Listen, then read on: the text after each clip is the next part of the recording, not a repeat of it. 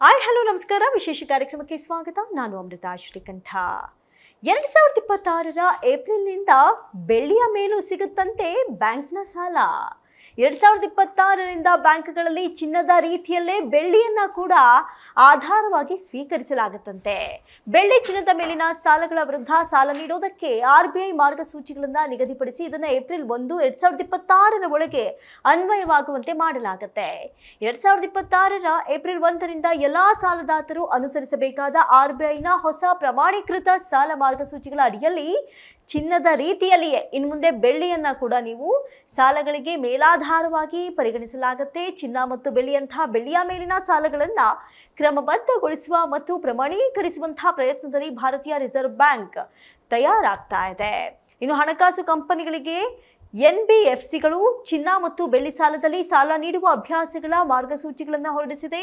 June 6ರಂದು ಘೋಷಿಸಲಾದ ಈ ಸುಧಾರಣೆಗಳು ವಾಣಿಜ್ಯ ಬ್ಯಾಂಕ್ಗಳು ಎನ್ಬಿಎಫ್ಸಿಗಳು ಸಹಕಾರಿ ಬ್ಯಾಂಕ್ಗಳು ಮತ್ತು ವಸತಿ ಹಣಕಾಸು ಕಂಪನಿಗಳಲ್ಲಿ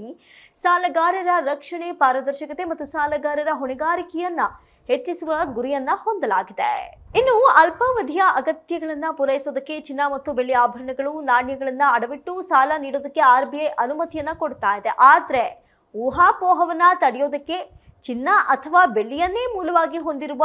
ಅಥವಾ ಗಟ್ಟಿಗಳ ಮೇಲಿನ ಸಾಲಗಳನ್ನ ಅನುಮತಿಸಲಾಗೋದಿಲ್ಲ ಅದರೊಂದಿಗೆ ಈಗಾಗಲೇ ಒತ್ತೆ ಇಟ್ಟಿರುವಂತಹ ಅಂದ್ರೆ ಅಡ ಇಟ್ಟಿರುವಂತಹ ಚಿನ್ನ ಅಥವಾ ಬೆಳ್ಳಿಯನ್ನ ಬಳಸಿ ಮರು ಒತ್ತೆ ಇಡೋದಕ್ಕೆ ಅಥವಾ ಸಾಲ ನೀಡೋದಕ್ಕೆ ಸಾಧ್ಯವಿಲ್ಲ ಇದಲ್ಲದೆ ಅವರು ಚಿನ್ನ ಬೆಳ್ಳಿ ಅಥವಾ ಚಿನ್ನದ ಬೆಂಬಲಿತ ಭದ್ರತೆಗಳನ್ನ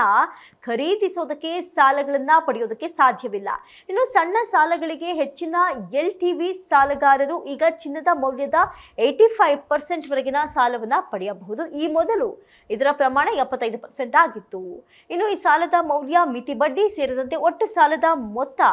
2.5 ಲಕ್ಷ ರೂಪಾಯಿಗಳವರೆಗೆ ಅನ್ವಯಿಸುತ್ತೆ ಉದಾಹರಣೆಗೆ ನಿಮ್ಮ ಚಿನ್ನ 1 ಲಕ್ಷ ರೂಪಾಯಿಗಳ ಮೌಲ್ಯದಾಗಿದ್ರೆ ನೀವು ಇದೀಗ ಅಂದ್ರೆ ಈ ಪ್ರೆಸೆಂಟ್ ರೇಟ್ ನಲ್ಲಿ 85,000ಗಳನ್ನ ಪಡ್ಕೊಳ್ಬಹುದು ಆದ್ರೆ ಬುಲೆಟ್ ಮರುಪಾವತಿ ಸಾಲಗಳಿಗೆ 12 ತಿಂಗಳ ಮಿತಿ ಇರುತ್ತೆ ಬುಲೆಟ್ ಮರುಪಾವತಿ ಸಾಲಗಳಲ್ಲಿ ಅಂದ್ರೆ ಬಡ್ಡಿ ಮತ್ತು ಅಸಲುಗಳನ್ನ ಕೊನೆಯಲ್ಲಿ ಒಟ್ಟಿಗೆ ಪಾವತಿಸುವ ಕ್ರಮ ಅದನ್ನೀಗ 12 ತಿಂಗಳ ಒಳಗೆ ಮರುಪಾವತಿಸಬೇಕು ಇನ್ನು ಒತ್ತೆ ಇಡುವಂತಹ ಚಿನ್ನ ಅಥವಾ ಬೆಳ್ಳಿಯ ಮೇಲಿನ ಮಿತಿಗಳು ಸಾಲ ಪಡೆಯುವವರು ಇವುಗಳನ್ನ ಒತ್ತೆ ಇಡಬಹುದು ಎನ್ನಲಾಗಿದೆ 500 ಗ್ರಾಂ ತೂಗುವ ಚಿನ್ನದ ನಾಣ್ಯ ಒತ್ತೆ ಇಡಬಹುದಾಗಿದೆ ಈ ಮಿತಿಗಳು ಎಲ್ಲಾ ಸಾಲದಾತ ಶಾಖೆಗಳಲ್ಲಿ ಪ್ರತಿ ಸಾಲಗಾರನಿಗೆ ಅನ್ವಯಿಸುತ್ತೆ ಇನ್ನು ನೀವು ಅಡವಿಟ್ಟ ವಸ್ತುಗಳನ್ನ ವೇಗವಾಗಿ ವಾಪಸ್ ನೀಡಬೇಕಾದ ಸಾಲದಾತರು ಸಾಲವನ್ನ ಮುಕ್ತಾಯಗೊಳಿಸಿದ ಅದೇ ದಿನ ಅಥವಾ 7 ಕೆಲಸದ ದಿನಗಳಲ್ಲಿ ಅಡವಿಟ್ಟ ಚಿನ್ನ ಅಥವಾ ಬೆಳ್ಳಿಯನ್ನ ಹಿಂದಿರುಗಿಸಬೇಕು ವಿಳಂಬವಾದ್ರೆ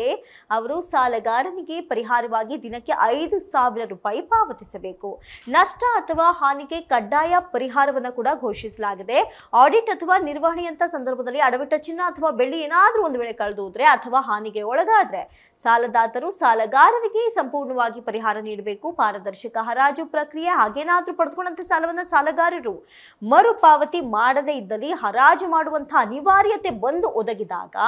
ಸಾಲ ನೀಡುವ ಬ್ಯಾಂಕ್ನವರು ಹರಾಜು ಮಾಡುವ ಮೊದಲು ಸೂಕ್ತ ಸೂಚನೆಯನ್ನ ಇನ್ನು ಸಾಲ ಪಡೆದವರಿಗೆ ನೀಡಬೇಕು ಮೀಸಲು ಬೆಲೆ ಮಾರುಕಟ್ಟೆ ಮೌಲ್ಯದ ಕನಿಷ್ಠ 90% ಆಗಿರಬೇಕು ಅಂದ್ರೆ 2 ವಿಫಲ ಹರಾಜಿನ ನಂತರ 85%ಗೂ ಕೂಡ ಇದು ಇಳಿಯುವಂತಹ ಸಾಧ್ಯತೆಗಳಿರುತ್ತೆ ಇನ್ನು ಹರಾಜಿನಿಂದ ಬಂದಂತಹ ಯಾವುದೇ ಹೆಚ್ಚುವರಿ ಹಣವನ್ನ 7 ಕೆಲಸದ ದಿನಗಳಲ್ಲಿ ಅಂದ್ರೆ 7 ವರ್ಕಿಂಗ್ ಡೇಸ್ಗಳಲ್ಲಿ ಸಾಲಗಾರನಿಗೆ ಹಿಂತಿರುಗಿಸಬೇಕಾಗಿರುತ್ತೆ ಸ್ಥಳೀಯ ಭಾಷೆಗಳಲ್ಲಿ ಸ್ಪಷ್ಟ ಸಂವಹನ ಕಡ್ಡಾಯ ನೋಡಿ ಎಲ್ಲಾ ಸಾಲದ ನಿಯಮಗಳು ಮತ್ತು ಮೌಲ್ಯಮಾಪನ ವಿವರಗಳನ್ನ ಸಾಲಗಾರರು ಇಷ್ಟಪಡುವ ಅಥವಾ ಅವರ ಪ್ರಾದೇಶಿಕ ಭಾಷೆಗಳಲ್ಲಿ ಒದಗಿಸಬೇಕು ಯಾಕಂದ್ರೆ ಕೊಟ್ಟು ತೆಗೆದುಕೊಳ್ಳುವಂತಹ ವಿನಿಮಯ ಏನಿರುತ್ತೆ ಇಲ್ಲಿ ಭಾಷೆ ಪ್ರಮುಖವಾಗಿರುತ್ತೆ ಕನ್ಫ್ಯೂಸ್ ಸ್ಟೇಟ್ಮೆಂಟ್ ಆಗಬಾರ್ದು ಎನ್ನುವಂತಹ ನಿಟ್ಟಿನಲ್ಲಿ ಇದನ್ನ ಕಡ್ಡಾಯ ಮಾಡಿದ್ದಾರೆ ಅನಕ್ಷರಸ್ಥ ಸಾಲಗಾರರಿಗೆ ಈ ವಿವರಗಳನ್ನ ಸ್ವತಂತ್ರ ಸಾಕ್ಷಿಯ ಸಮ್ಮುಖದಲ್ಲಿ ಅವರದ್ದೇ ಆದ ಭಾಷೆಯಲ್ಲಿ ಹಂಚಿಕೊಳ್ಳಬೇಕು ಅಂತ ಹೇಳಲಾಗಿದೆ ಒಟ್ಟಾರೆ ಇನ್ನು ಮುಂದೆ ಚಿನ್ನವನ್ನ ಅಡವಿಟ್ಟು ಅವರ ಪರಿಸ್ಥಿತಿಗೆ ತಕ್ಕಂತೆ ಹಣವನ್ನ ಪಡೆದುಕೊಳ್ತಾ ಇದ್ದಂತಹ ಪರಿಸ್ಥಿತಿಯಲ್ಲಿ ಇನ್ನು ಮುಂದೆ ಬೆಳ್ಳಿಯನ್ನ ಕೂಡ ಇಡೋದು ಅವಶ್ಯಕತೆಗೆ ತಕ್ಕಂತೆ ಉಪಯೋಗ ಆಗತ್ತೆ ಅಂತ ಹೇಳ್ತಾ ಇವತ್ತಿನ ವಿಶೇಷ ಕಾರ್ಯಕ್ರಮವನ್ನು ಮುಗಿಸ್ತಾ ಇದೀವಿ ನೋಡ್ತಾ ಇರಿ ಸ್ಪೀಡ್ ನ್ಯೂಸ್ ಕನ್ನಡ ಸುದ್ದಿ ನಿಮ್ದು ವೇಗ ನಮ್ಮದು